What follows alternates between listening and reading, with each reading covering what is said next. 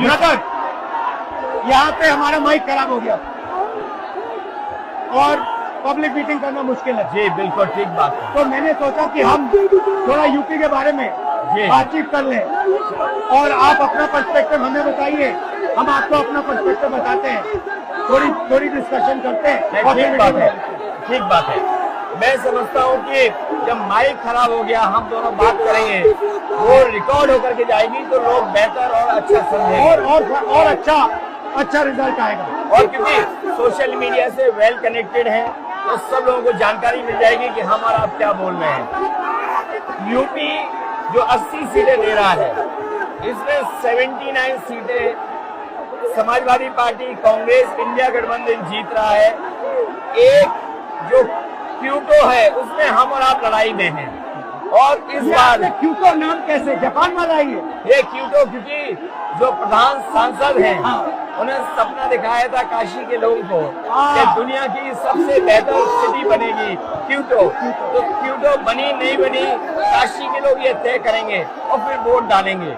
तो इस बार मन मर्जी नहीं चलनी है, मन की बात नहीं चलेगी, हमारे आपकी बात और 140 करोड़ लोगों की बात और संविधान की बात होगी। और आपने देखा, हम सब ने देखा कि यूपी को नरेंद्र मोदी जी ने बेरोजगारी का सेंटर बना दिया और इतनी बेरोजगारी की है, ये जितने बच्चे दिखाई दे रहे हैं, ये दिखाओ, वो लोग हैं दिखाओ जो अग्निवीर या पेपर लीक, जिसकी वजह से इन्हें नौकरी नहीं मिली है और ये सब रोजगार नौकरी चाहते हैं। बीजेपी ने जो झूठे सपने दिखाए थे इन्वेस्टमेंट मीट के, जो झूठा सपना दिखाया था डिफेंस एक्सपो का, जो सपने बेचे थे G20 में, लेकिन इन नौजवानों को न नौकरी मिली न रोजगार मिला, आज ये खाली हाथ हैं। तो इसलिए हमें और आप मिलजुल के, जो आपने कहा, जो इंडिया गठबंधन कह रहा है कि 30 लाख बच्चों को नौकरी दी जाएगी, उस दिशा में हम लोग काम करेंगे। और पहली नौकरी पक्की स्कीम, जिसके माध्यम से हर ग्रेजुएट को नौकरी का अधिकार, बेहतरीन ट्रेनिंग और बैंक अकाउंट में 1 लाख रुपए साल के। आपने नोट किया कि मोदी जी खटाखट बोलने शुरू कर दिए। ये आपके खटाखट के बाद वो रटारट खटाखट कर रहे हैं। अच्छा, आप एक बात बताइए, मुझे क्यूरियोसिटी है, थोड़ा आप अपने पापा के बारे में मुझे बताइए जी। मुलायम सिंह यादव जी के बारे में बताइए, आपने उनसे क्या सीखा? नेताजी और उनके साथ के लोग बिल्कुल जमीनी राजनीति करते रहे। हालांकि नेताजी कुश्ती, पहलवान और गांव के थे। करते हो कुश्ती? नहीं, मैं कुश्ती नहीं कर पाया जीवन में, क्योंकि मैं मिलिट्री स्कूल में चला गया तो कुश्ती नहीं कर पाया। लेकिन नेताजी इसीलिए धरती पुत्र बोले गए कि वो जमीन की बात को समझते थे। धरती पर जो लोग हैं उनकी क्या भावना है, उसको लेकर के वो आगे बढ़ाना चाहते थे। और आपका इस क्षेत्र से और इस शहर से आज का लगाव नहीं है, न जाने कितने सालों पुराना लगाव है। जो इमोशनल कनेक्ट आपका इस शहर और शहर से है, वो शायद और किसी राजनीतिक परिवार का नहीं होगा।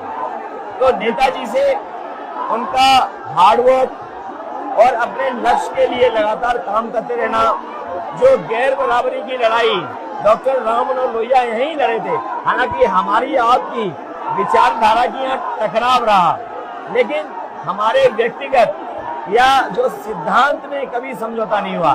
सिद्धांत को लेकर के हमने आपके साथ खड़े हुए और कई बार खड़े हुए, और आपकी भी पार्टी सिद्धांत से बहुत करीब रही समाजवादियों के। बट मुझे लगता है कि अब एक नई तरीके की पार्टनरशिप बन रही है, क्योंकि जो इस बार हमारा कोऑपरेशन है, शायद पहले ऐसा कोऑपरेशन नहीं हुआ। मतलब बिल्कुल सब जुड़ गए। सबसे अच्छा ये है कि जितना उन्होंने कहा 2 लड़कों की जोड़ी, उतना युवा आपसे, हमसे, इंडिया गठबंधन से और जुड़ गया। तो ये नेचुरल अलायंस है, और नेचुरल अलायंस इसलिए लोग महसूस कर रहे हैं कि वो चाहते हैं कि नौकरी और रोजगार मिले, नौकरी और रोजगार मिले। तो ये बड़ी भावना है कि हमसे, आपसे ये यूथ कनेक्ट कर रहा है। सबसे बड़ी बात, महंगाई की चोट सबसे ज्यादा इन लड़कों को लगती है। हमारी थिंकिंग है और आपकी भी है कि ये जो 22-25 लोगों को नरेंद्र मोदी जी ने पूरा का पूरा धन पकड़ा है, उसको ठीक करने के लिए जो हमारे युवा हैं, माताएं बहनें हैं, उनको डायरेक्ट बैंक अकाउंट में पैसा देना। देखिए, ये जो लोगों के पास पैसा पहुंचने से जो अर्थव्यवस्था को लाभ मिलेगा, मैं समझता हूँ इनका भाग्य भी बनेगा और देश की अर्थव्यवस्था ही बेहतर होगी। ये जरूरी स्कीम है कि इनके अकाउंट में पैसा पहुंचे, जिससे थोड़ा बहुत जीवन स्तर इनका भी अच्छा हो। नरेंद्र मोदी जी डिबेट से क्यों डरते हैं? क्योंकि वो सच का सामना नहीं करना चाहते। पूरा उनका झूठ का गुब्बारा है। वो बीजेपी और बीजेपी के लोग मन मर्जी से चलते हैं, अपनी मर्जी से चलते हैं और उनको लगता है कि डिस्कशन की कोई जरूरत नहीं है, क्योंकि वो सब कुछ जानते हैं। डेमोक्रेसी में जितना डिस्कशन होगा, जितने विचार एक दूसरे को हम सुनेंगे और एक दूसरे पे भरोसा करेंगे, उतना हमारा लोकतंत्र मजबूत होगा। ये बीजेपी के लोगों ने न केवल हमारी जान को खतरा पैदा किया है, बल्कि लोकतंत्र को भी और संविधान को भी खतरा पैदा कर रहे हैं।